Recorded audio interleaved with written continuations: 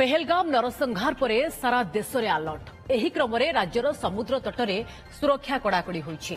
Marine police को राज्य सरकार संपूर्ण स्वाधीनता देथिबा कहिसेंती आईन मंत्री पृथ्वीराज हरिचंदन। आवश्यकता अनुसार बोट एवं ट्रॉलर भड़ा नहीं पारिबे बोली से सूचना दैछंती। सेहिपरि कोस्टगार्ड और इंडिया नावी को नहीं त्रिस्तरीय सुरक्षा व्यवस्था होइतिबा मंत्री कहिसेंती। अन्यपटे ओडिशा रे पाकिस्तानी थिबा प्रसंग में प्रतिक्रिया रखिसेंती जोगाण मंत्री कृष्णचंद्र पात्र। कहिसेंती राज्य में जो पाकिस्तानी माने अछंती तांकु चिन्हट करी बाहर कराजिबो।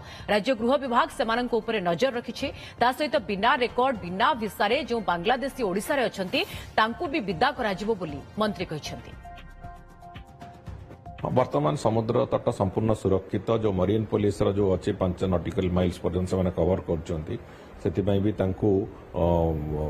जो बोट एवं ट्रॉलर भड़ा नहीं कि स्ट्रेंथ बढ़ाई से भी सरकार स्वाधीनता देती से निज निजर सेठी अंचल ट्रॉलर भड़ा करी समुद्र पैंतरा मारे से सुविधा हम जमी से व्यवस्था कराई तार आर्थिक प्रावधान भी कराई ता बाद कोस्टगार्ड ता बाद इंडियन नेवी तेणुक 3 स्तर जो सुरक्षा व्यवस्था संपूर्ण तटरे एवं से तटवर्ती अंचल गुड़िक से संपूर्ण सुरक्षित रहा भली स्थिति अच्छी।